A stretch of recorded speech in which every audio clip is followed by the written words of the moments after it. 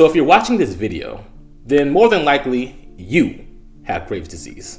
And, well, so do I. What's going on, y'all? My name is Destin McMurray, and I have Graves' disease. So in today's video, we're going to be talking about what exactly is this disease, right? And how it's personally affected my life.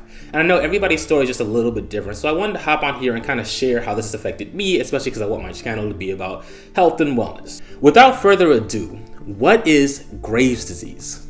Well, from my understanding, again, I'm not a medical professional nor a doctor or anything like that, but this is what I got from it, okay? So what is Graves' disease? Graves' disease is an autoimmune disorder that causes your thyroid gland to overproduce the thyroid hormone, right? So essentially speaking, your immune system attacks your thyroid gland, this butterfly-shaped gland located at the base of your throat, and causes it to overproduce the thyroid hormone, resulting in hyperthyroidism. That's essentially what I understand that it is. If you want more information, I'm gonna drop some articles that I got from different medical colleges and stuff down in the description below. Obviously, when you hear the word disease, right, it can be pretty scary, right? Of course, when I first started hearing about it, I was nervous too. I just was like, oh man, like, what is this? Like, why is this happening to me now? Like, come on, right? But nevertheless, I started doing some research. Wasn't really sure what it was. So I did the best course of action that you can do. I called my doctor. That was what I was gonna say. You call your doctor. So now, let's get into exactly how this affected my life, if you will. So probably about, let's say, early October of last year, I started noticing some changes happen to my body, right? At this time, I was a personal trainer, so I'm constantly lifting weight. I would say I was in pretty decent shape, and I will definitely say I was pretty decently strong. I was able to squat 400 pounds, deadlift 500 pounds, bench 265. And I'm not flexing here. What I am is I'm gonna show you the difference between then and now in 1 second. So one day I was training a client, and I noticed I was picking up a pretty regular weight, 20, 30 pounds, and I was going to hand it to them for an exercise, right?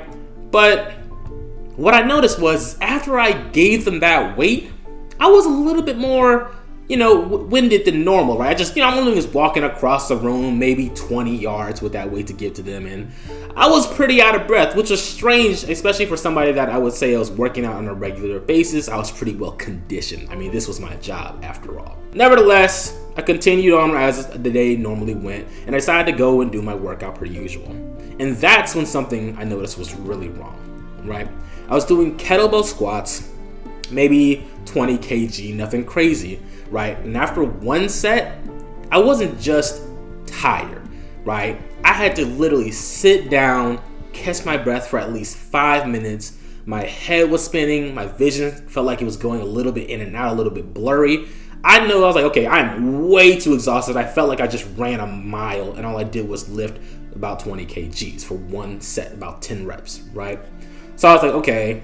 I tried to push the workout. Instead, I cut it short, and I was like, I'm going home, bro. Like, no, something's not right here. Hold up. Wait a minute. Something ain't right. Right? At that point, I was like, okay, I'm gonna just stop working out because something's clearly wrong. Right? Another thing that I noticed in my daily living is that walking up the stairs, right, began to hurt my knees more and more and more, to the point where I was like, man, I don't even want to walk up these stairs, but I have no choice. And it would just hurt so much. And at the same time, I noticed tremble started happening between my joints, my shoulders, my knees, and my elbows, and my hands, especially. I'm a cinematographer and content creator, right?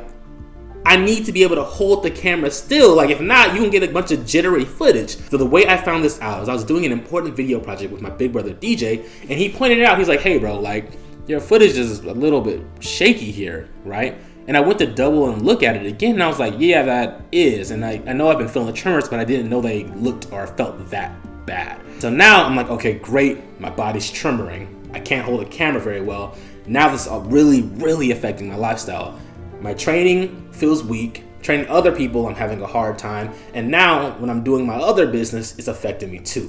What else could go wrong? I also noticed that there was a major weakness happening throughout my body. right? I went from lifting about 135 pounds for a back squat, which is a good number, don't get me wrong, right? But from what I was used to lifting and repping, right, it was bad. It was painful, it was heavy, and it was exhausting. And that's the way I would normally warm up on, right? So that's when I knew for sure. I was like, okay, now I'm 100% positive something is wrong. I tried to wait it out a little bit.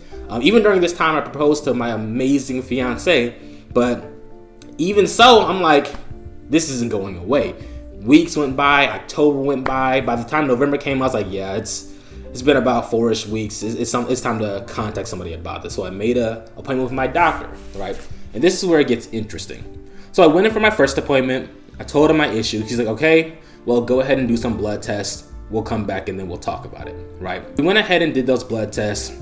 And I talked with him again, right? And he said, okay, look, you have something that is called, I believe, hyperthyroidism, right? I'm not positive what this is, but this is what I believe it is. But before we say that this is for certain, I want you to go ahead, do one more blood test, right? And then if it is hyperthyroidism, I'm gonna go ahead and recommend you to a specialist.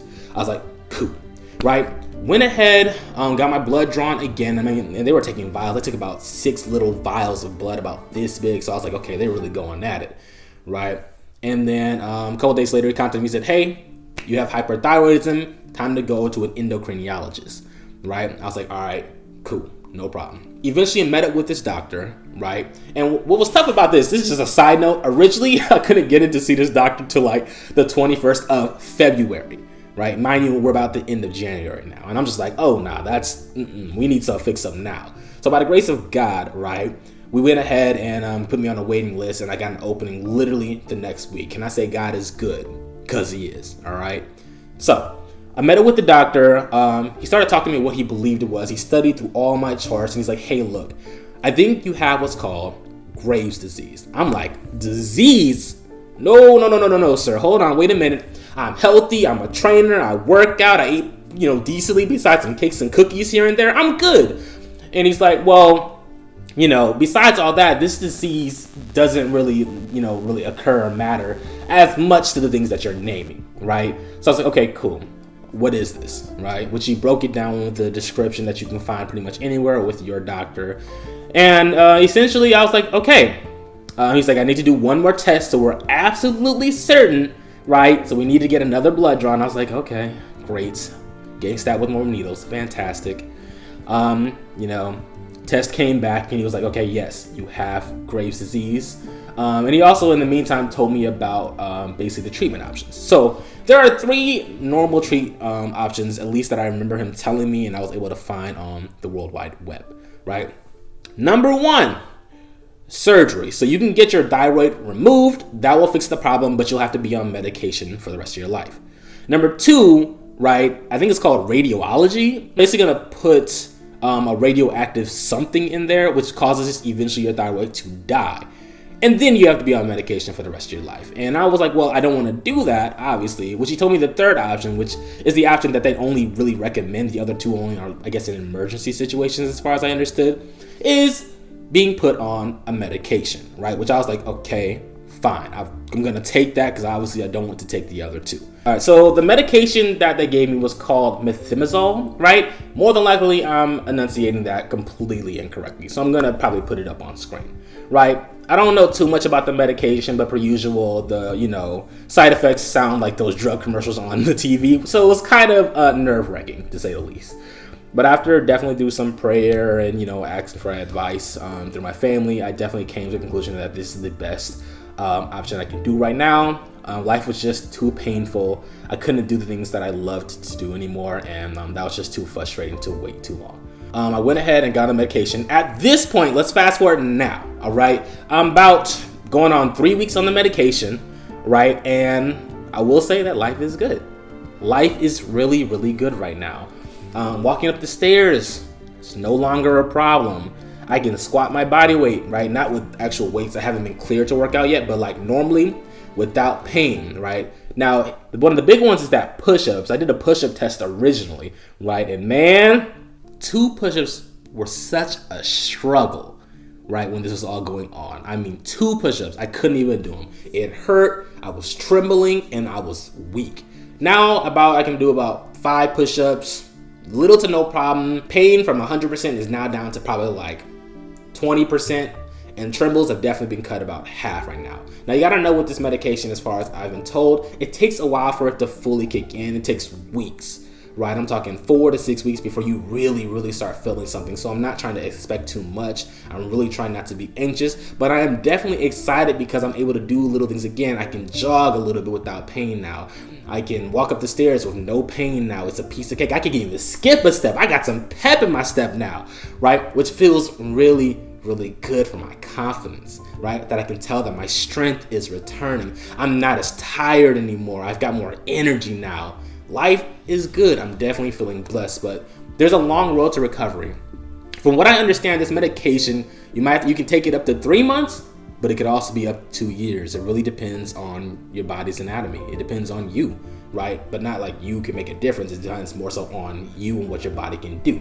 Now, some people will say that there's different things that you can do to help improve your chances, and whether I believe that or not, right? It's kind of up to you. Like, for example, somebody said if you eat a plant-based diet, you'll be able to recover even faster, right? And get off the medication faster.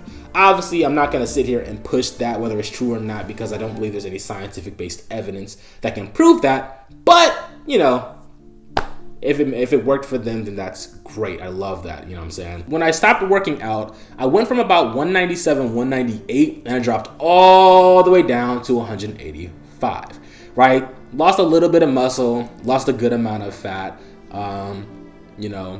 It sucked. I hate seeing myself get smaller. Anybody who exercises and is trying to get bigger, you hate seeing yourself get smaller. It's not fun, right? So now, fast forward about 3 weeks on the medication, I've put about 5-6 pounds of fat, keyword now, fat, back on. Things I still don't really want, right? So I'm rounding out again, but it ain't enough muscle, right? Because I haven't been exercising because I can't yet. I gotta wait till I get cleared and talk to my doctor. So this medicine will help you. Well, I think happens, I'm not sure, so don't quote me on this, but I think it slows down your metabolism or something like that. Whatever it does, you're putting on a little bit of weight. Mind you, my diet has not changed in the last 5 months. So when the sickness started to me being on medication, nothing's changed except the medication that's been put in my diet, which has caused me to change, okay?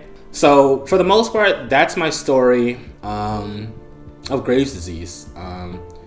Though from what I've heard, this disease is not fatal, you know, you need to get it taken care of. You need to go see a doctor. I'm not a medical specialist. Best thing you can do is go be proactive, go talk to your doctor, and go find out what are the best solutions for you, because everybody's body's different.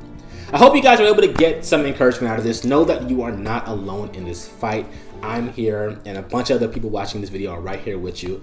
Guys, drop some encouraging words to each other. Let each other know that we are here for each other, that we are a community. And stay tuned for more videos. We're going to definitely be doing a lot more challenges, fitness challenges, health challenges, whatever challenges, as soon as I get clear from the doctor, right? So please go out and have a great day. Be blessed and take care of yourself.